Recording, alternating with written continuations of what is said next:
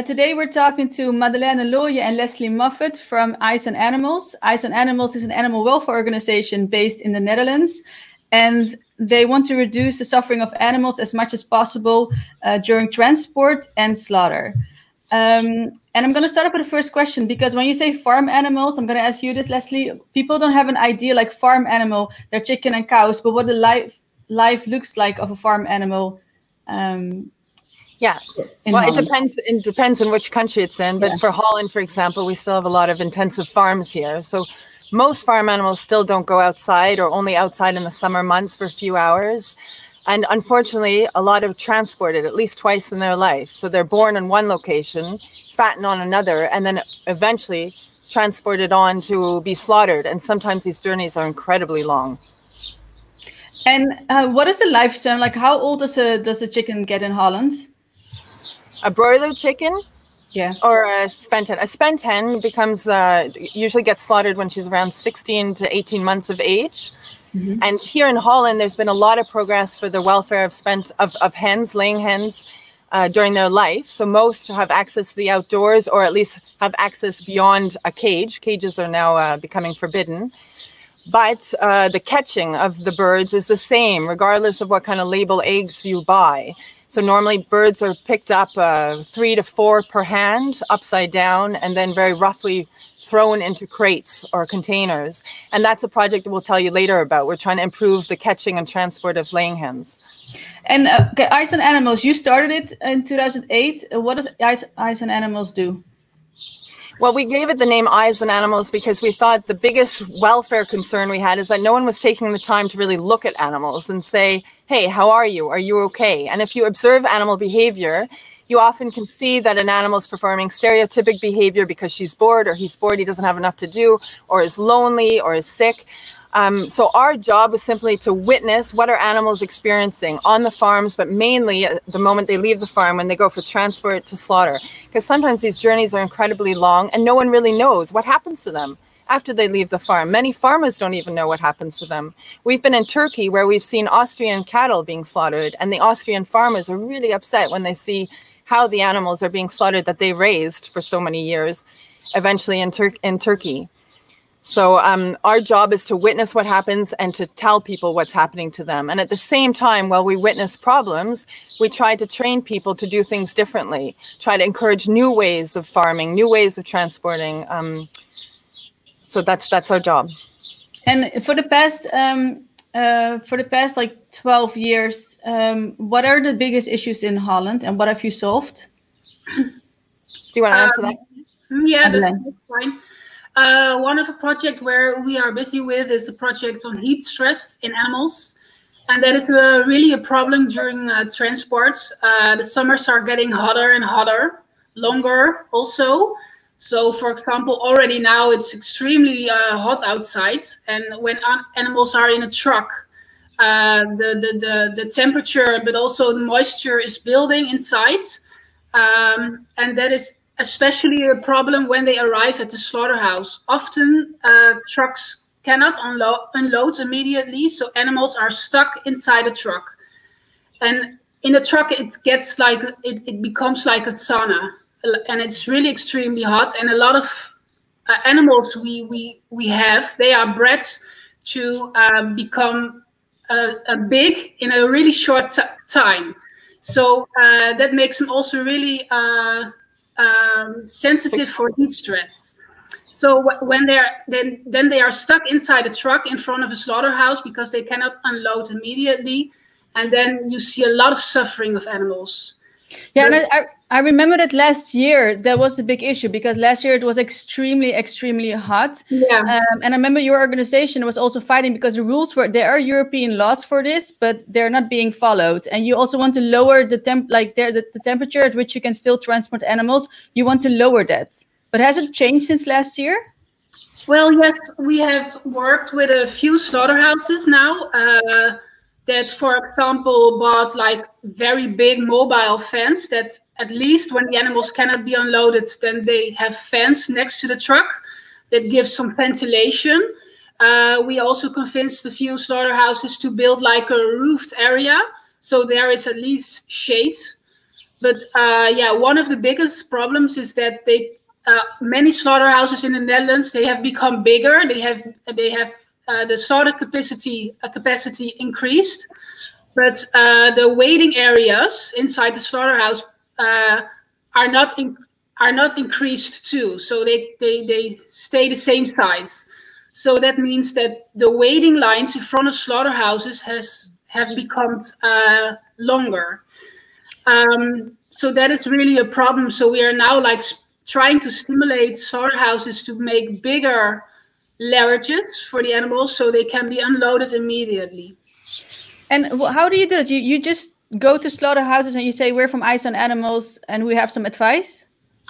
Yeah, that's actually what we do. And often slaughterhouses are they know our organization and they know how we work. You know, we are critical, but we are also like we try to come with practical solutions to problems they also face, because this heat stress is also causing higher mortality, for example, and also meat quality loss. So we try to convince them with several factors to improve animal welfare, because often it's also in their advantage. That's another reason we wanted to start Eyes on Animals, because there are some terrific, or lots of terrific campaign organizations that try to raise awareness for the consumers, but there's very few people that go in dialogue with the very people that work and earn money from using animals. So the slaughterhouse workers, the transporters, the drivers themselves, the chicken catchers. And one day we just decided, let's just go and talk to them and see if they're willing to make a change. And yes, some of them, they don't let us in. Some of them, they don't even want to talk to us. But there are some that want to talk to us. There are even some that want to change things. And then as soon as you give them positive feedback, then they're on to the next project, which is great. And if you can say one slaughterhouse did something good, then the other ones, the ones that said, no, we're not talking to you, they feel compelled to also find out what's going on. And eventually they do often call us and say, okay, now you can come in, we trust you. And one thing leads to the next. It'll never be perfect. And there'll always be stakeholders that won't want to work with us. But as long as we can make a bit of a difference, reduce some of the suffering, let's go for it. And often it's just a matter of being in dialogue. And that is something, because I remember when the first time I met you, you specifically chose for this because you are, I think like your feeling must be like, let's just take all the animals away from here and give them, like, let them grow up in a sanctuary. But you chose to just advise people, because it's not going to just stop. Like, people aren't just going to give up on eating animals. So you chose this side. But isn't it hard to see though? Like, you've seen, I think, Leslie, I went with you, I think a few years ago that's the only time I've been to a slaughterhouse, was like my, I think first and last, but you were wearing those glasses, but like you were just, isn't it hard to see that? Like, isn't it hard? Yeah. It's definitely hard to see it. A lot of people ask this question, but once you've seen it, it's much harder just to pretend it never happened and go on with your normal life. I mean, you've opened a door to a very scary and sad part of the world. I mean, I'm not saying all farmers and slaughter people are bad, but there's a lot of bad happening in that world. But what are you supposed to do? By closing the door, you've already opened it. So the only way you can really handle that sadness is by staying involved and trying to reduce the suffering. And that gives you the energy, believe it or not, to go on. And sometimes I think, I wish more people would just do this. I wish more people would just go to their local slaughterhouse and say, hey, I want to take a look. And then brainstorm with an engineer or an animal behaviorist and say, hey, maybe we can just change the lighting or make the floor less slippery.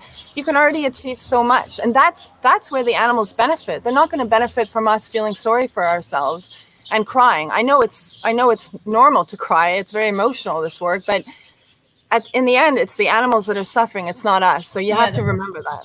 Yeah, that's true. And how many people work for you? Well, we actually only have two full-time people, me, and Madalena works 4 days a week. But we have a lot of freelancers and a lot of terrific volunteers. Some of them have been with us since the very beginning. So loyal volunteers. We've got 4 people that do a lot of work in Holland. We've got a Turkish guy who works in Turkey for us, a girl in Poland, a woman, I should say, in Poland, and someone who does police trainings with us in Hungary. But it's very sporadic, that work. The main people are the 4 in Holland. And what is the one in Turkey? Because I know you do a lot of work in Turkey too. What do you do there exactly? Well, Turkey's a funny country. We ended up there not on purpose. We got called about 8 years ago from truck drivers saying, you guys have to come to Turkey.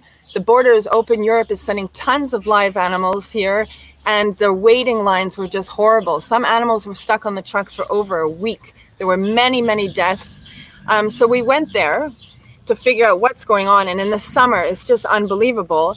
And we decided during one project in 2011 to trail these trucks to the end destination in Turkey, which were slaughterhouses. And we saw so many downer animals, so cattle that couldn't get up anymore, that was so dehydrated, so weak, trampled. And when they arrived at the slaughterhouses, instead of being humanely euthanized or at least killed on the spot, they were just dragged out and left on the ramps. And that's when I realized, or we realized, that in Turkey, they do not believe in euthanizing animals or in killing animals unless it's for the purpose of consumption. So you would never kill an animal in a truck, even if it had a broken leg. And animals arriving at the slaughterhouse, same thing. They need to go through the slaughter process. So these downer cattle coming from Hungary and Germany, Austria, they were just left for dead. And the next morning, the slaughterhouse people would come and drag them and put them through the whole chain, like to the restraint box. They'd hang them up by one leg and they'd cut their throat. And that's when we realized we need to do something about the slaughter conditions. They were so bad in Turkey. They still are, but we have been working with about 8 plants that have now made some improvements. There's so much room for improvement in Turkey, and the people are curious. A lot of them do want to do better, but a big problem is a lot of the information about better designs of slaughterhouses, animal behavior, animal intelligence, it's often just in English or European language. It's not that much yet in Turkish. And a lot of these people, then they don't have access. For example, Temple Grandin is a brilliant animal behaviorist, but her website's not available in Turkish yet. So we've made a website now in Turkish and English with all that information, work directly with the people. Yeah. And is there more, because you have one person there working there now, but are there more coming that will work for you in Turkey? No, we're quite a small organization. We're not very well known, so our budget is tiny, and most of our money goes to field work. So we have huge costs with renting cars and hotels and flying people here and there. So we are small, but he is extremely motivated and effective. He has this way of being able to convince people to do better. He knows everything about the Quran, so he can handle the religious concerns, but also handle the animal behavior and animal welfare concerns. So far, we've got 2 slaughterhouses, cattle slaughterhouses in Turkey that now stun the cattle. It's the first ever in Turkey. And as well, in Turkey, you could never buy captive bolt pistols, which are things that you use to stun an animal, to render an animal unconscious before cutting its throat. And Aslat, our Turkish colleague, after 2 to 3 months working with the ministry and the customs and police, managed to get permissions to bring these into the country because they're considered a weapon. So now we're distributing them to other slaughterhouses and we're teaching the workers how to use them. And some of them are very open, not everyone, but some of them are open to stunning animals now and they're using them. Oh, and I also heard like some imams are promoting that more, right? To stun before you slit their throat. Yeah, there was one of the Islamic groups in Turkey that's quite huge, considered a bit strict. They are now saying that stunning is acceptable. So they published a video about it. That was good for education. Yeah. And what is the work you do in Poland? Matt, I don't know, do you want to talk a bit about our police trainings in general? I mean, we train the police in Poland, but in also other countries. Madalena's been with me a few times to train police.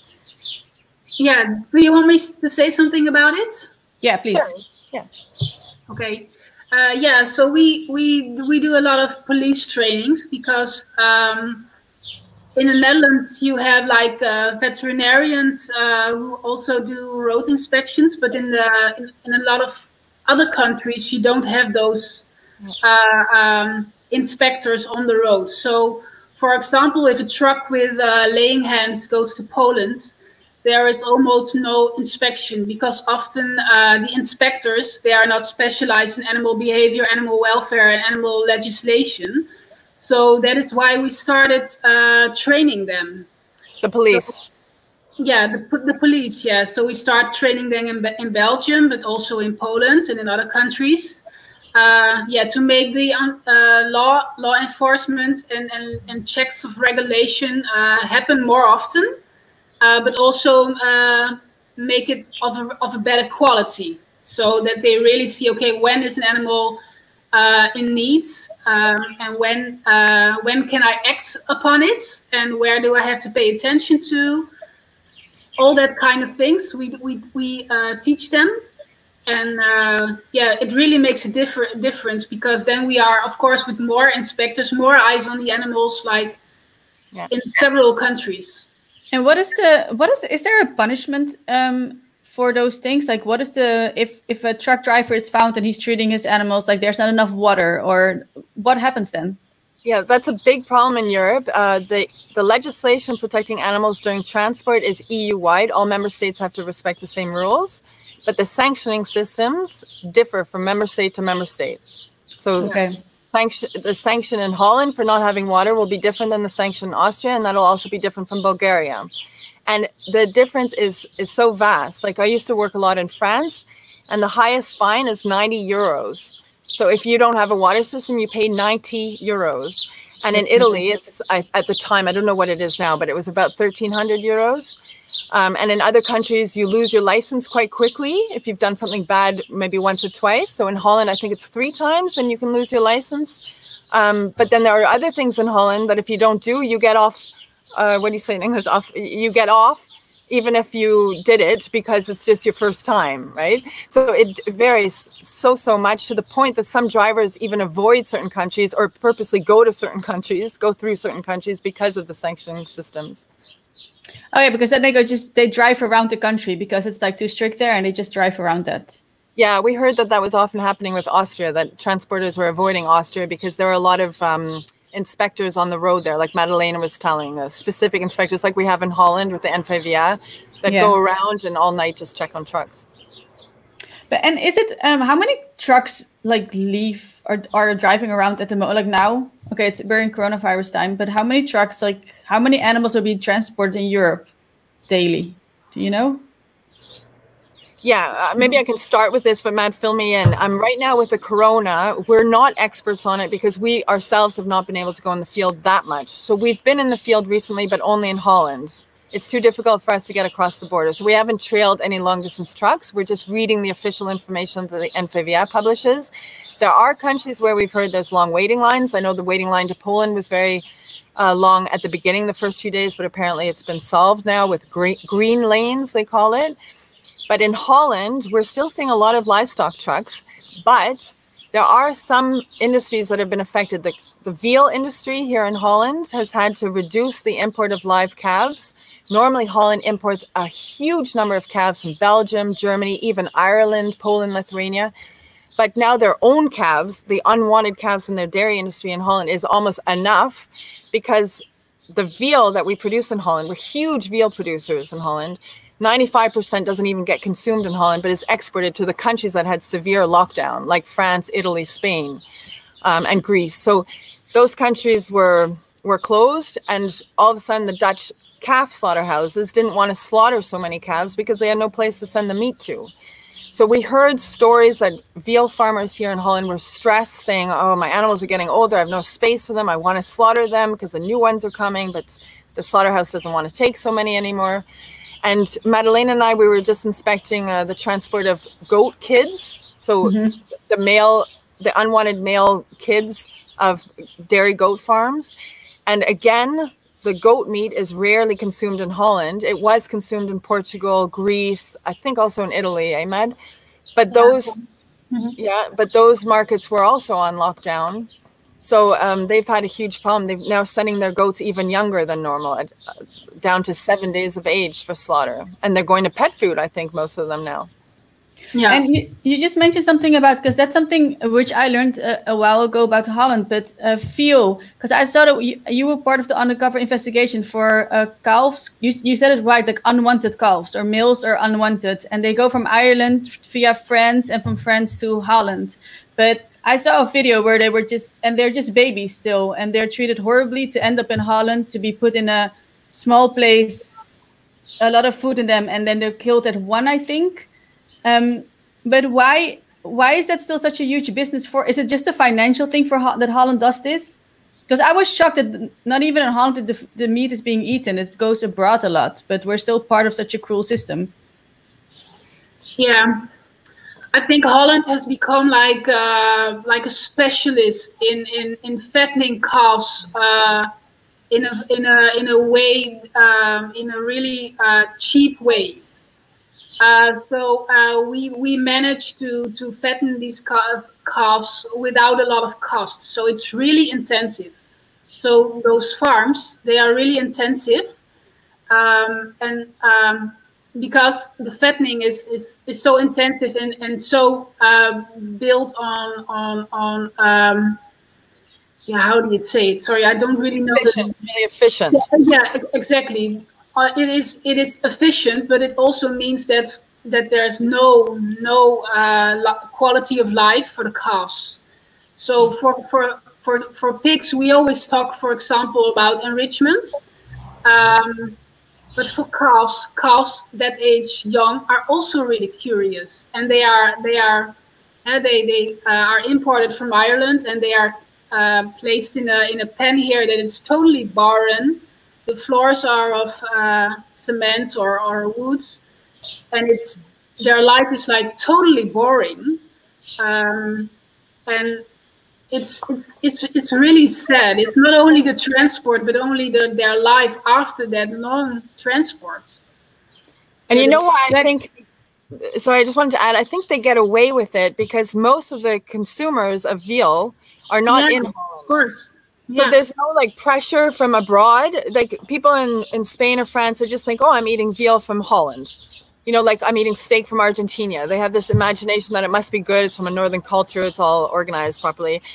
But so there's no pressure to make beter leven or free range because we're not doing it and we know how they're raised. But I'm a foreigner. I'm not Dutch. And I was amazed because for me, the Dutch were very progressive for animal welfare. And in certain ways they are compared to other countries. But the veal industry, I find, is really lagging behind in Holland. I mean, they are kept like shoes in a shoebox. They have nothing to do. They can barely even turn around the first 8 weeks of their life. They're always indoors. They don't have their mother. It's a pathetic life. And I think a country as rich and as Holland, with so much access to information about animal behavior and animal needs, we have no excuse to be keeping calves like that here anymore. Now, and I have a question from Anthony. He says, how does the Dutch government respond to this? The Dutch government must know this, right? So how do they respond to this? What do they think themselves, or is it just financially good for them? Respond to the footage that was taken at the assembly center? Or? Yeah, and also the life that they have, basically, like the horrible life they have here. For fuel meat. Well, yeah. For the life, it's a problem because keeping them in a barren environment without any enrichment, it is allowed. It is legally allowed. So our government cannot actually do anything about it, or not like the inspection authority. They cannot write fines or anything because it's allowed, and that's a problem. It's like more a political thing that we need to set. Or make stronger, or how do you say it? Stricter make rules. higher standards. Yes. And slaughterhouses, like in the States, slaughterhouses are closing. Let's say you're from Canada. I think Canada also. Farm animals are being killed in huge numbers there, and also in ways I've read that are efficient but horrible. But have you heard anything more, like what will be the future in this if slaughterhouses are closing down? Will they come back for this? Do you see a positive thing in it?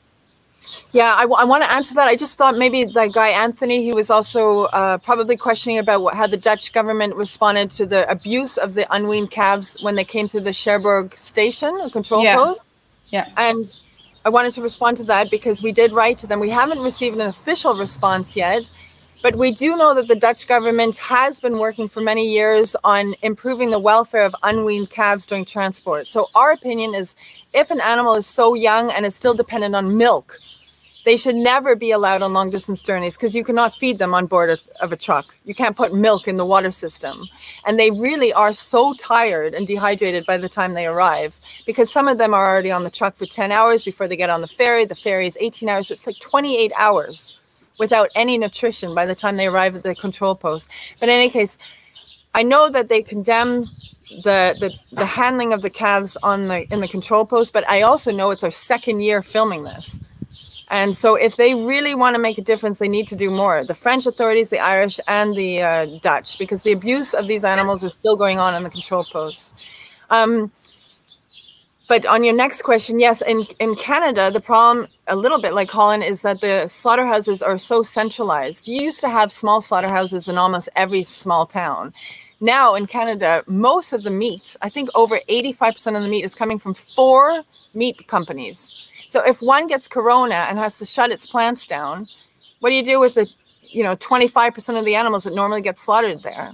So it's a huge problem with this centralization. And Holland has it too. There used to be, even 10 years ago, there used to be way more slaughterhouses than now. And we even know an owner of a small slaughterhouse that had to close because he said, I can't compete with the big ones. Their costs are so much lower.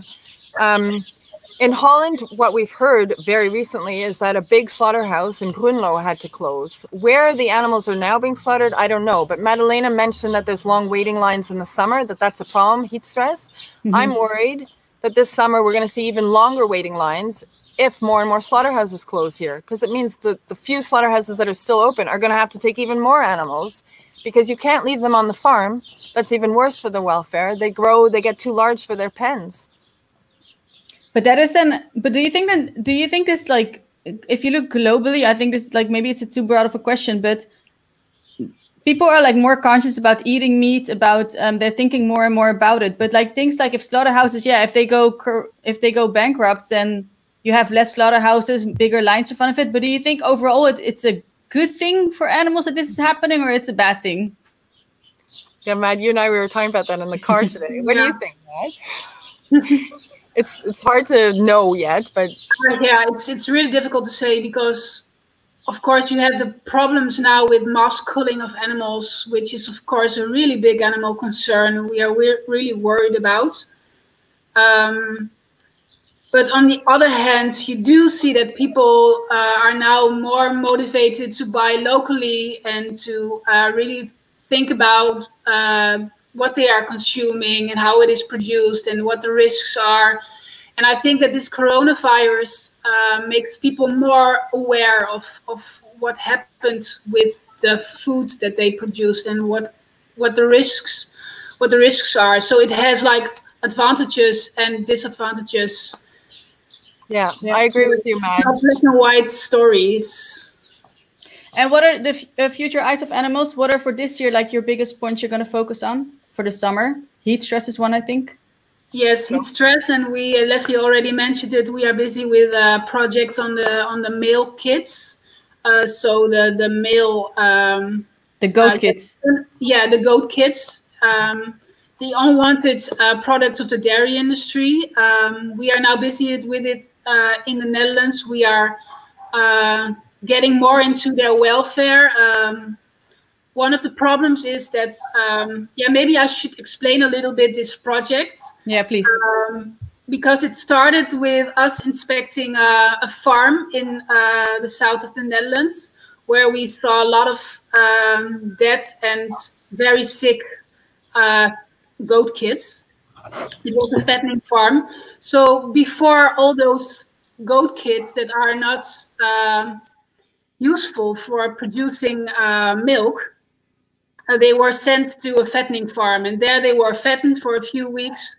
But the mortality at these farms was extremely high, over 30%.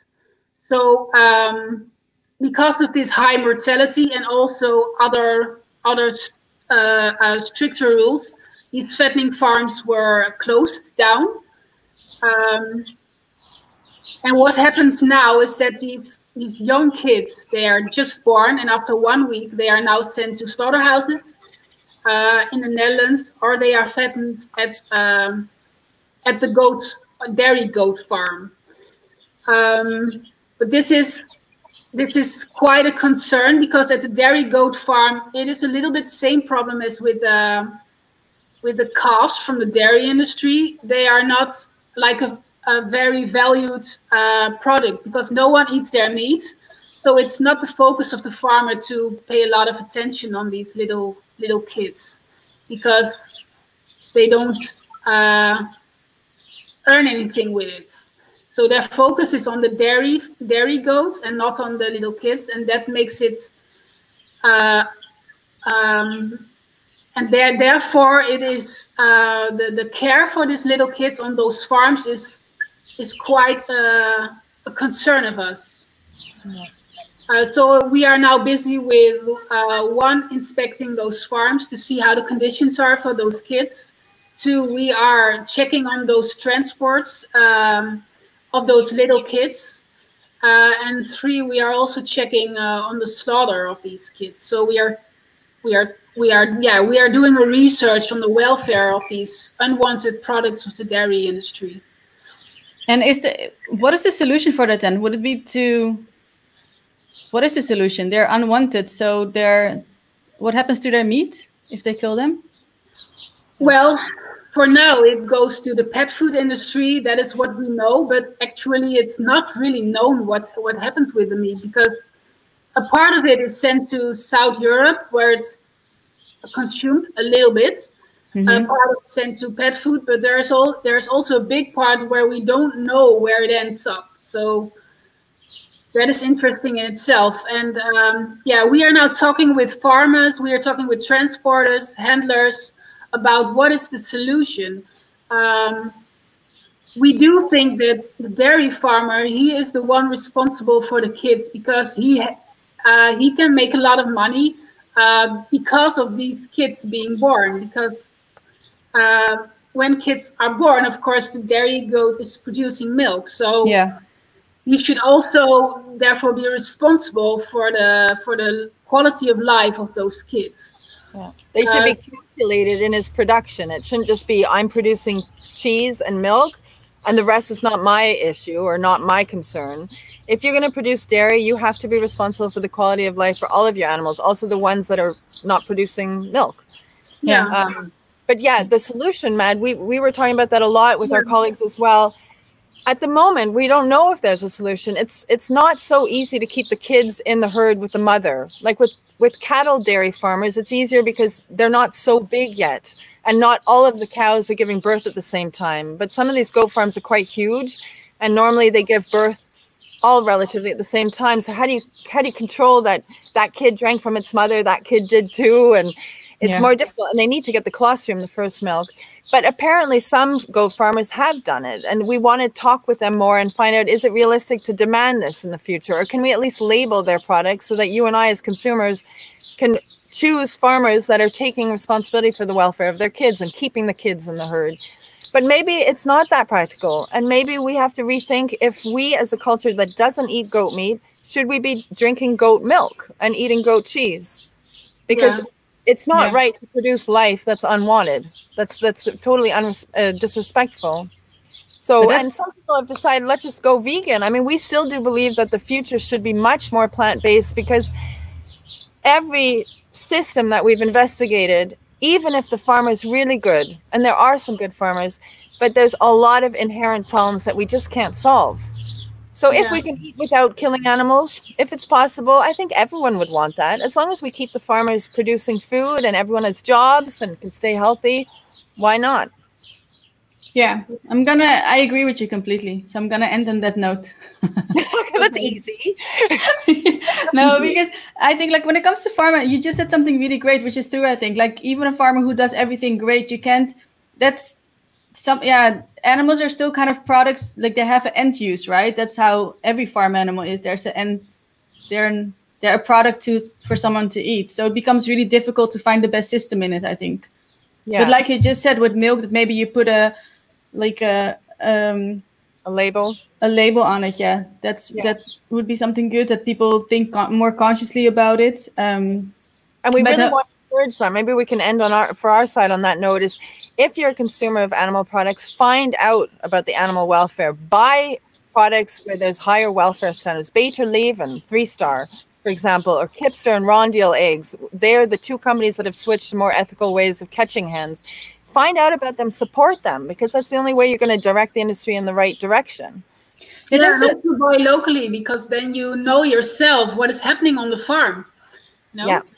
And that's something like you just said, because you just mentioned some, like, if you go to the Albert Heijn and you have Beter Leven 3 stars, is that really like a better life, or like Rondeel, or like which brands would you suggest? Which are really good farmers? Name them now. Come on, Maddie. Well, yeah, of course, we now have 2 egg producing companies who have switched to a more humane way of catching the laying hens at the end of their laying career. Yeah, they say career. It's stupid, but yeah. Laying career. So they switched over to a more humane way of catching them, so to keep them upright instead of holding them by their legs. Those are Rondeel and Kipster. So those are 2 companies that switched. So I think that is an important one. And what about the pig farm we went to last week? That was also terrific. The Groeneweg. Yeah, it was an organic pig farmer. 3 stars often means that it's an organic way of producing housing animals. So I think you should pay attention that it at least needs to have 3 stars. Yeah. To my and if you want, on our website we have the Beter Boer list, which means in Dutch, in English, the Better Farmer list, and it's all farms that we've been to where we think, hey, they're busy doing something pretty cool and different and much better, so we put them on. For example, there's lots of cattle farmers or dairy cow farmers in Holland that have decided to keep the calves in the herd for at least 3 months until a natural weaning age, which is brilliant. And their products are still not labeled as such, but we're working on a project with one of the farmers that does that. So hopefully in a couple years. Oh, that sounds really good. The Beter Boer on your website, Ice and Animals. Yeah, but it's not totally complete yet, because we recently visited 2 goat farmers, or actually 1. It's the Grote Stroe, and they keep the kids with their moms, and it's a really nice company, really sweet farmers. And they go outside. Yeah. They have grass and trees, and it's really nice. And there is also one Riedammerhoeve, I think it's in Almere. They also keep the kids in the herd with the moms outside. So we need to add those to the Better Farmers list. But we'll update it regularly for your followers. Thanks. And I'll mention it in on our website. Thank you guys for this interview. Thank you for your time, and thank you for the work you do. Okay. Yeah, welcome. Okay.